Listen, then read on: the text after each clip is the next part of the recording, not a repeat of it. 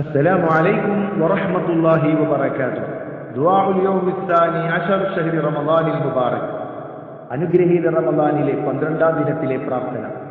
اللهم زينني فيه بالستر والعفاف واسترني فيه بلباس القنوع والكفاف واحملني فيه على العدل والإنصاف وآمني فيه من كل ما خاف بعصمتك يا عصمة الخائفين.